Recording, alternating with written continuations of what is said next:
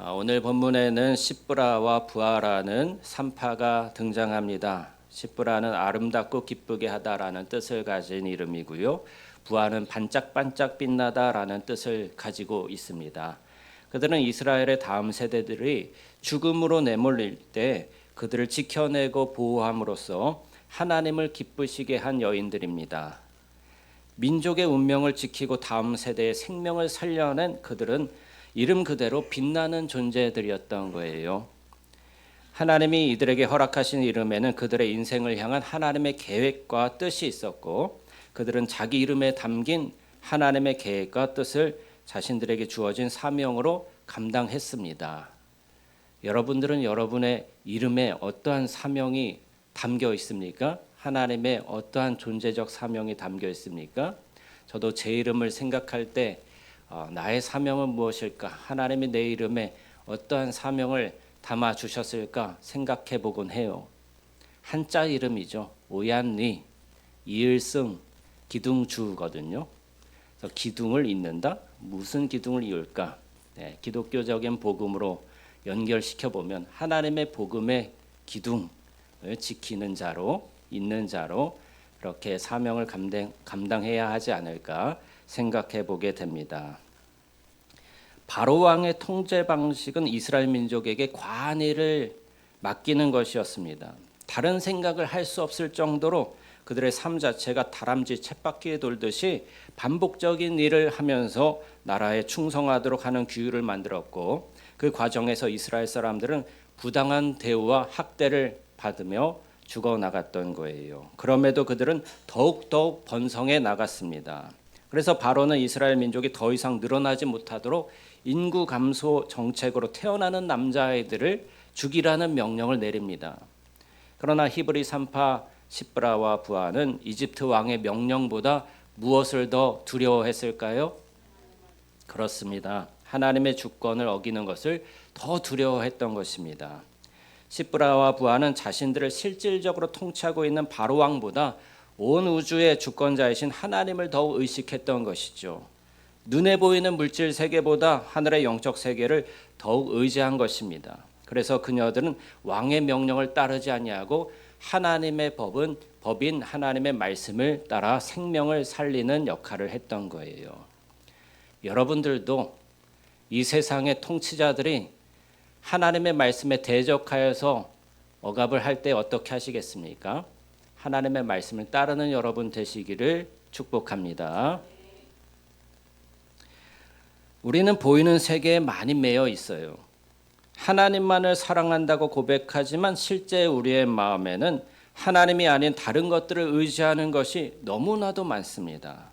우리들이 사는 세상은 사회적인 책임을 아주 강조하는 그러한 중요하게 여기는 세상이죠. 이 말은 사회의 공동 유익을 위해서 우리가 따라야 할 의무가 있다는 뜻입니다. 이 공동의 유익을 따르지 않는 자들을 향해서는 비난이 이어집니다. 너 한 사람 때문에 우리의 단체가, 우리 사회가 불이익을 당하게 되면 어떻게 책임을 질 것인가 하면서 협박합니다. 그러나 사회가 하나님의 질서를 벗어난 것을 강요하면서 따르라고 한다면 그것이 그 사회가 지향하는 공동 목표라 할지라도 우리는 그것을 따를 수가 없는 거예요. 현직 대통령이 구속되는 초유의 사태를 보면서 어떤 생각을 하고 계시고 어떤 감정을 가지십니까? 불법이 횡행하고 법을 따르지 않는 자들이 법을 지키는 대통령을 오히려 구속하는 그런 역사가 일어났는데, 이것은 자유 대한민국을 구속하는 것이고 우리 국민 한 사람 한 사람을 구속하는 것과 똑같은 거예요.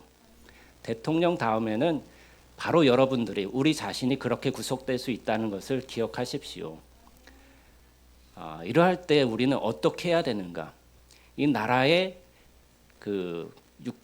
권세자들이 법을 지키지 아니하고 하나님의 말씀을 대적하여서 그렇게 행할 때 어떻게 해야 되겠습니까?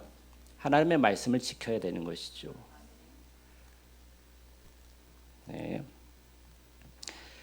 우리의 사회가 하나님의 질서를 벗어나서 그렇게 하나님을 대적할 때에 우리는 사회의 유익보다 사회의 그러한 강요보다 더 중요한 것은 하나님의 명령이라는 것을 기억해야 합니다. 하나님 왕국의 법은 온 우주의 질서를 지키고 보호하는 거예요. 이런 명확한 기준은 우리가 하나님의 백성이고 하나님 왕국의 법을 따르는 자들이라는 정체성이 확고할 때 흔들림이 없습니다. 애굽에 동화된 이스라엘 민족이었지만 여전히 자기 민족의 근원이자 정체성인 하나님을 섬기는 여인들, 하나님을 경외하는 자들이 있었기에 그들은 자기 백성의 다음 세대를 지켜낼 수가 있었던 거예요. 하나님은 자신들의 생명을 걸고 하나님의 세대를 지켜낸 시브라와 부하의 집안을 어떻게 해주셨을까요? 흥왕하게 해주셨습니다. 21절 보십시오. 그 산파들은 하나님을 경외하였으므로 하나님이 그들의 집안을 흥왕하게 하신지라. 할렐루야. 하나님을 경외하는 자들에게는 부족함이 없어요. 하나님을 경외하는 자들에게 하나님은 방패가 되어 주십니다. 이스라엘의 아들들을 통한 하나님의 구원 계획은 이스라엘을 큰 민족으로 만들어서 이들을 통해서 하나님의 왕국이 확장되게 하는 거예요. 그래서 이스라엘을 번성하고 강하게 하십니다. 그러나 하나님의 계획을 알고 있던 사탄은 이스라엘에 번성하지 못하게 하려고 이들을 없애기 위한 방도로 애굽의 바로 왕을 사용한 것입니다. 바로는 애굽 온 땅의 왕이자 태양신이었어요. 절대 권력을 가진 그는 이스라엘이 많고 강해져서 자신의 권력과 나라가 뒤집어질지 모른다는 위협을 받고 두려워하게 돼요. 그의 두려움을 이용해서 사탄은 그에게 계속해서 악한 생각을 심어줍니다. 10절과 11절 말씀을 우리 함께 다시 한번 읽어보도록 하죠. 시작. 자, 우리가 그들에게 대하여 지혜롭게 하자. 두렵건대 그들이 더 많게 되면 전쟁이 일어날 때에 우리 대적과 합하여 우리와 싸우고 이 땅에서 나갈까 하노라 하고 감독들을 그들 위에 세우고 그들에게 무거운 짐을 지워 괴롭게 하여 그들에게 바로를 위하여 국고성 비동과 라암셋을 건축하게 하니라. 바로 왕은 자기 생각에 지혜로운 것처럼 보이는 전략을 세웠어요. 그런데 이것은 지혜가 아니라 지혜로워 보이는 그러한 속임이었습니다. 바로의 지혜는 억압하고 누르고 핍박하는 것이었습니다. 세상의 지혜는 그럴듯해 보여요. 하지만 억압하고 누르고 파괴하고 죽이는 것이 세상의 지혜입니다. 세상의 지혜는 하나님의 백성을 억압하고 눌러서 구원을 향해 나아가지 못하게 합니다. 하지만 사탄의 계획은 실패하고 맙니다. 12절 말씀 함께 보겠습니다. 시작. 그러나 학대를 받을수록 더욱 번성하여 퍼져나가니 애굽 사람이 이스라엘 자손으로 말미암아 근심하여. 이스라엘 자손을 누르고 괴로움을 주면 줄수록 그들은 더욱 번성하여 퍼져나갔던 거예요. 하나님의 백성은 핍박을 받으면 받을수록 더욱 강해지고 번성해 나갑니다. 교회는 박해의 때에 더욱 순결해져서 더욱 강하게 전파되어 나갑니다. 여러분, 그러므로 핍박을 받을 때 우리의 믿음이 더 순결해지고 우리의 믿음이 더 정결해지는 하나님의 때인 것을 믿으시기 바라요. 사도행전 8장 1절에서 6절 말씀을 제가 읽어드리면 이런 말씀이 있습니다. 그날에 예루살렘에 있는 교회가 큰 박해가 있어 사도 외에는 다 유대와 사마리아 모든 땅으로 흩어지니라. 경건한 사람들이 스데반을 장사하고 위하여 크게 울더라. 사울의 교회를 잔멸할세 각 집에 들어가 남녀를 끌어다가 옥에 넘기니라. 그 흩어진 사람들이 두루다니며 복음의 말씀을 전할세 빌립이 사마리아 성에 내려가 그리스도를 백성에게 전파하니 우리가 빌립의 말도 듣고 행하는 표적도 보고 한 마음으로 그가 하는 말을 따르더라. 아멘. 스데반이 예수 그리스도의 복음을 전파하다가 유대인들에 의해서 돌에 맞아 죽었어요.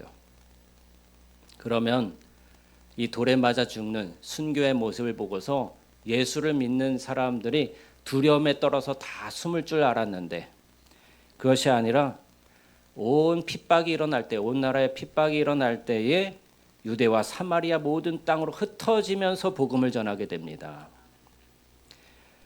그리고 사울이 교회를 잔멸할세 각 집에 들어가 남녀를 끌어다가 다 옥에 가두는 거예요. 그런데 그 흩어진 사람들이 두루다니며 복음의 말씀을 전파했다고 그랬습니다. 빌립도 사마리아 성에 내려가서 그리스도를 백성에게 전파하니까 이 말과 표적을 보고서 한 마음으로 사람들이 그의 말을 따랐다는 거예요. 그러면 교회가 핍박을 당할 때 여러분 하나님의 역사는 더 강하게 일어나는 것입니다. 교회가 권세를 잡고 교회가 편안하고 배부를 때는요, 교회가 타락해요. 신앙이 느슨해져요. 하나님을 목숨 걸고 따르지 아니해요. 그리고 세상에 그런 편안한 것들 더 따르면서 온갖 잡다하고 음란한 것들을 다 받아들입니다. 그런데 지금 이때에는 여러분 한국 교회가 많이 부흥했잖아요. 근데 초기에는 핍박을 많이 당하고 순교자도 많았습니다. 그럴 때 신앙이 오히려 더 건전하고 순수했어요. 근데 지금은 한국 교회 대형 교회가 세계에서 제일 커요. 근데 이 대형 교회들 중심으로 해서 종교 통합 운동이 일어나고 WCC라든가 로잔 운동이라든가 WEA라는 카톨릭과 정교회와 다 연합하자는 그런 음란한 짓들을 하고 있습니다. 여러분 이럴 때 교회가 깨어나도록 하나님이 교회를 어렵게 만드시는 걸 수 있어요. 이 나라를 흔드시는 걸 수 있어요. 교회가 깨어나도록 그렇게 하시는 것입니다. 박해를 받으면 받을수록 더욱 번져나가는 것이 하나님의 교회요, 하나님의 나라요, 하나님의 백성이에요. 이스라엘 민족이 계속 많아지고 세포가 증가하니까 결국 사탄은 더 강력한 전략을 씁니다. 15절 말씀 함께 읽겠습니다. 시작. 애굽 왕이 히브리 산파 시브라라 하는 사람과 부하라 하는 사람에게 말하여 이르되 너희는 히브리 여인을 위하여 해산을 도울 때에 그 자리를 살펴서 아들이거든 그를 죽이고 딸이거든 살려두라. 사탄의 사악한 전략은 새로운 세대들이 일어나지 못하도록 출생을 막는 것이었어요. 더 나아가서는 이스라엘 가운데 일어나게 될 한 사람, 하나님의 구원을 성취할 그 한 사람을 태어나지 못하게 만들고 태어나도 죽이려고 했던 것입니다. 그가 누구입니까? 네, 모세죠. 이 당시에는 모세입니다. 이집트 바로 왕을 통해서 아기 모세를 죽이려고 했던 사탄이 또 헤로드 왕을 통해서 아기 예수님을 죽이려고 했었죠. 그러나 하나님은 아기 모세와 아기 예수님을 섭리하시고 보호해 주신 줄 믿습니다. 온 세상의 구원의 통로가 되기 위해서 선택받은 이스라엘 자손을 없애기 위해서 사탄은 그들을 학대하고 괴롭혔고 사탄의 전략을 실행하기 위해 두 가지 정치적인 프레임을 걸었어요.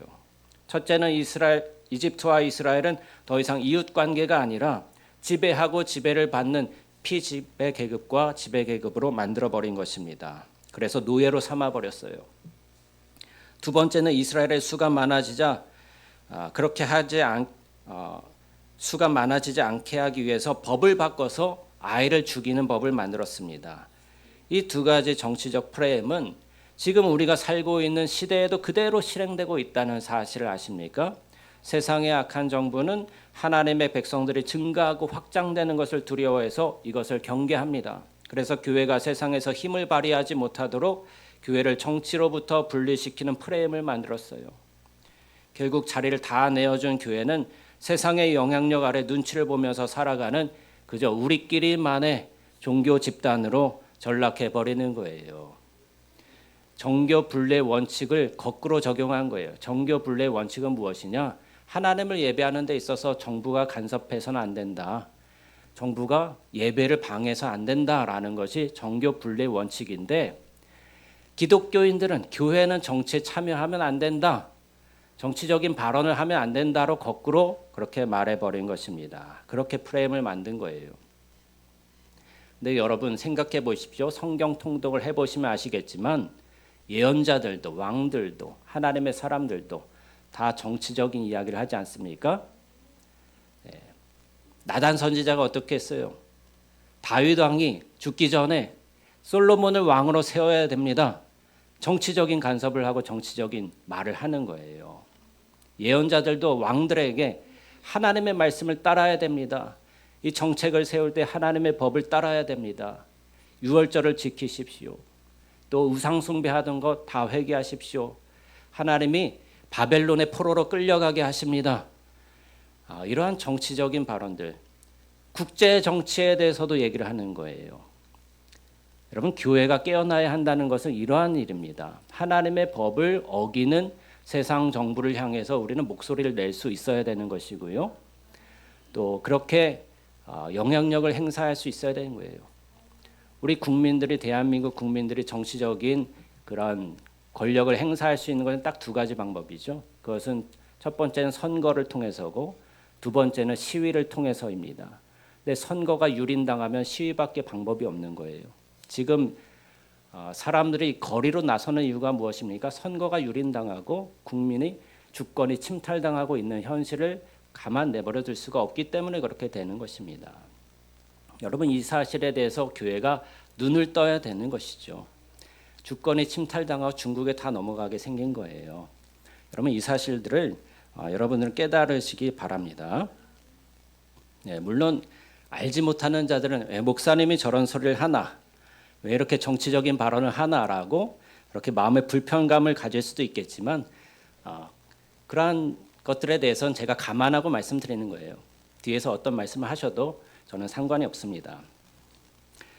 세상 정부는 애굽의 바로처럼 격렬하게 하나님께 저항하며 법을 바꾸어 동성애와 낙태법을 온 땅에 합법화하려고 하고 있어요. 바로 시대의 낙태법이 이스라엘 자손들의 증가를 막고 하나님의 세대가 일어나는 것을 막으려고 한 것처럼 오늘날의 낙태법이나 동성애 합법화도 하나님 왕국의 확장을 막고 예수님의 재림을 준비하는 세대가 일어나는 것을 막으려는 사탄의 철저한 저항입니다. 여러분, 공산주의는 대량 학살의 사탄적 사상이에요. 근데 우리나라가 지금 중국의 공산주의에 다 물들어 가지고 정치권들이 다 그렇게 불법으로 대통령을 구속해버리는 초유의 사태가 일어난 거예요. 헌법재판소에서 어떤 판결이 일어나지도 않고 심리를 거치지도 않고 그냥 구속해버리는 나라가 어디 있습니까? 그런데 여러분, 너무 낙심하지 마십시오. 곧 역전될 날이 있을 것입니다. 공산주의는 대량 학살의 사탄적 사상인데요. 1997년 프랑스에서 공산주의 흑서라는 학술 기록 보고서가 2년 만에 20만 권 이상 발매되면서 프랑스 지식인 사회에 큰 반향을 불러일으킨 적이 있어요. 그 보고서에서는 20세기에 공산주의 정권 하에서 학살된 인구가 대략 1억 명이라고 보고하고 있습니다.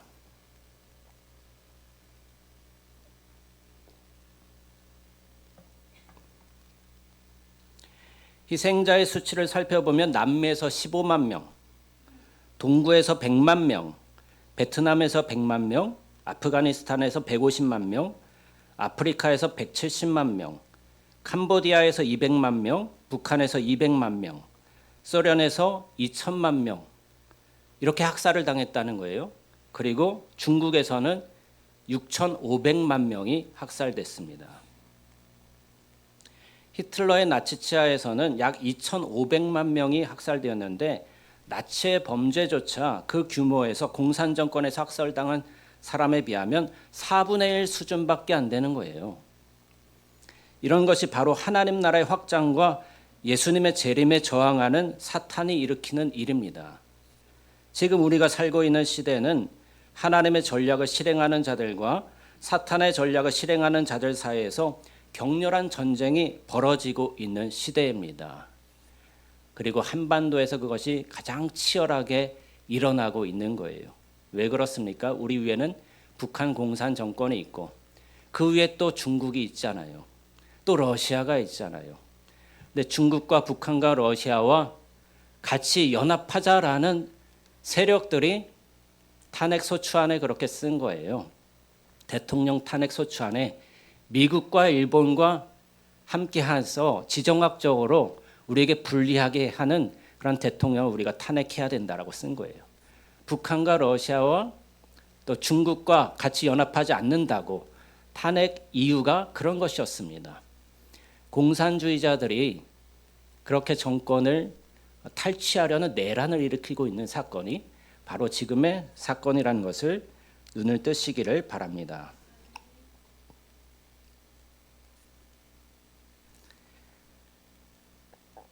지금 우리가 살고 있는 시대가 이렇게 큰 전쟁이 일어나는 시대이고 또 눈에 보이지 않지만 6.25 전쟁과 같은 일이 지금 일어난 거예요. 지금은 정보 전쟁이죠.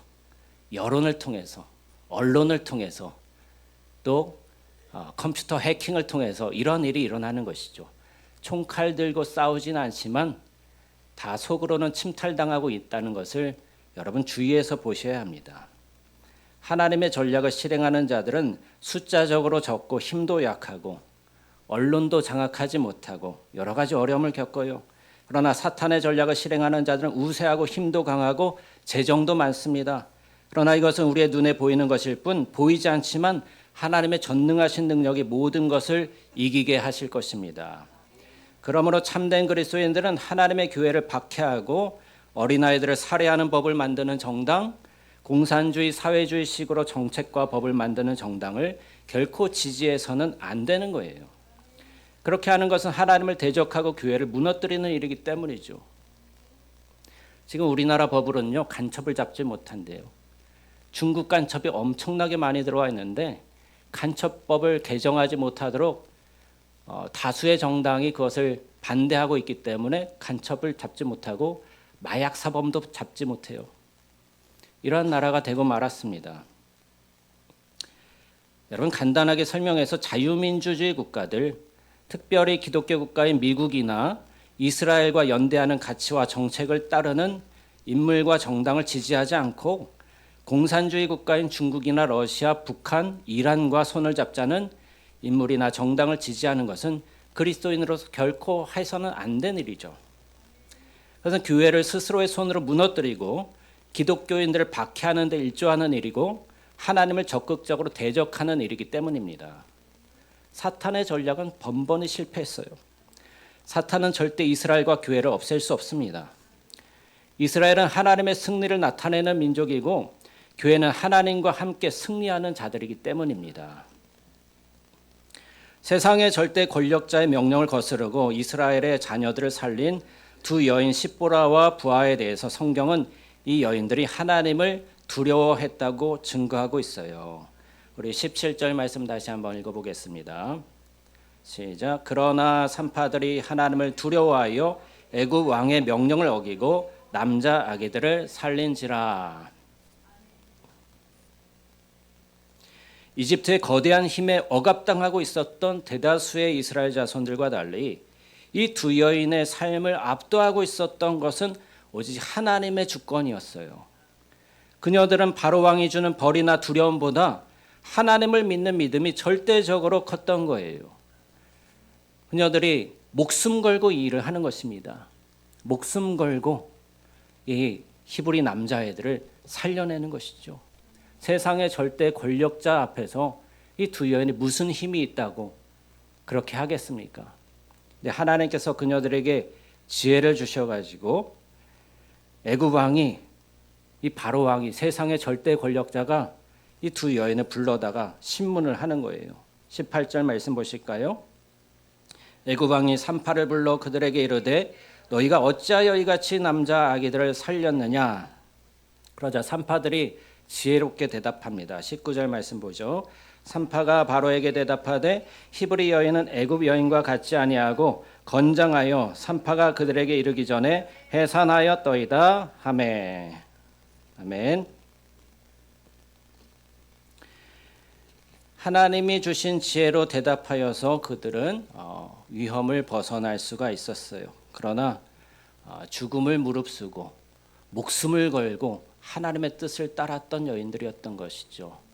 육신의 생명을 빼앗을 그러한 바로 왕을 두려워한 것이 아니라 영원한 파멸에 이르게 하실 그러한 하나님을 더욱 두려워하는 여인들이었던 거예요.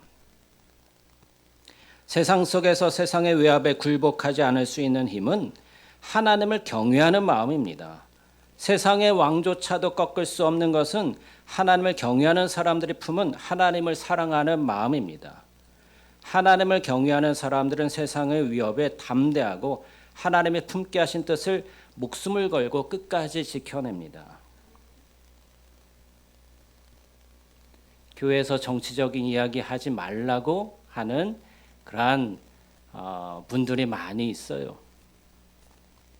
정치를 떠나서 하나님의 그러한 법, 하나님의 말씀을 분명하게 선포를 해야 되는 것이고, 또 제가 양심을 걸고 하나님 앞에 하나님을 두려워하는 마음으로 오늘 말씀을 전하는 것입니다.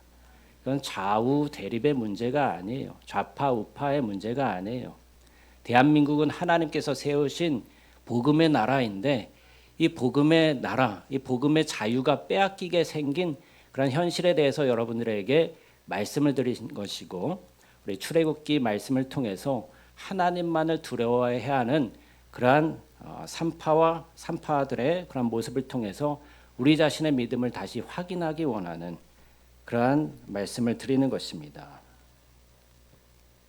사탄은 수단과 방법을 가리지 않고 하나님의 사랑과 거룩한 세대가 일어나는 것을 방해하지만, 그 와중에도 하나님을 경외하는 소수의 사람들을 통해서 하나님은 그분의 뜻과 계획을 이루어 가시는 것이죠. 참된 신자는 어느 시대나 소수의 무리였습니다. 그리스도인이 대세를 따르는 것은 세상을 따르겠다는 거예요. 세상의 시스템과 멀어지는 것을 두려워하지 말고, 세상이 주는 생각과 타협하지 말고 하나님이 말씀하시는 것을 실천해야만 합니다. 하나님이 죄라고 말씀하시는 것은 우리도 죄라고 말해야 합니다. 하나님이 진리라고 말씀하시는 것을 우리도 진리라고 말해야 합니다. 그렇게 할 때 세상은 우리를 미워하게 될 거예요. 우리는 핍박을 받게 될 거예요. 세상은 점점 더 악하게 치닫고 법이 무너지고 모든 하나님의 말씀이 무시를 당하고 또 모든 전통들이 회파되는 그러한 시대가 되어가고 있기 때문입니다. 그렇기 때문에 믿음을 지켜나가는 것은 담대한 용기가 필요한 거예요. 목숨 걸고 지켜야 하는 그러한 마음의 결심도 필요한 것입니다. 이런 담대함은 하나님을 경외하는 마음에서 나오는 것이고, 그 마음은 하나님을 믿고 사랑하는 마음에서 우러나오는 것이죠. 시브라와 부하, 요게벳은 지도자도 아니었고 사회적인 영향력이 있는 여성들도 아니었잖아요. 그저 자신들에게 주어진 역할 안에서 하나님을 믿는 믿음으로 하나님의 뜻에 부합하는 옳은 일을 끝까지 행했을 뿐입니다. 산파는 산파로서 아이들을 살렸고, 어머니는 어머니로서 자녀들을 보호하고 지켰습니다. 무슨 대단한 능력이나 지위가 있어야 하나님의 뜻을 이룰 수 있는 것이 아닙니다. 내게 주신 사명과 역할은 지금 내게 주어진 그 자리에서 하나님이 말씀하신 것을 듣고 꾸준히 지켜나가는 것이죠.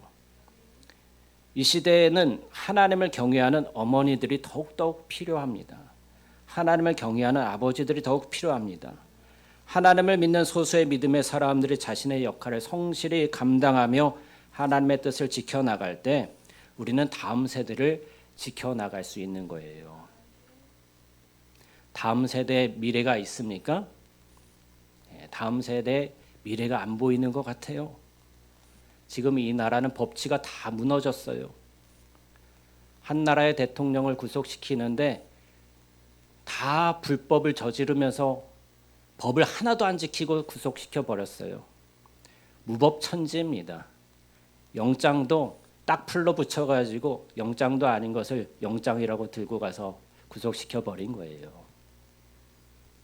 자세한 내용들은 여러분들이 나중에 알게 되겠지만, 또 이것이 하나님께서 역전시켜 주실 것이기 때문에 이 일에 대해서 여러분 대통령을 미워하고 또 반대하는 분들도 있을 줄 알아요. 그렇지만 제가 대통령 한 사람을 지지하고 두둔하는 말을 하는 것이 아니라, 하나님이 세우신 대한민국을 무너뜨리는 그러한 악한 세력들에 대해서 고발하는 것이고, 또 이것은 우리의 신앙의 자유를 지키기 위한 그러한 목소리를 내는 것이기 때문에 반드시 해야 될 말씀을 드리는 것입니다. 여러분, 하나님을 경외하는 마음으로 그 말씀을 꼭 붙잡고서 주님만 바라보고 나아가시기를 부탁을 드립니다. 기도하시겠습니다.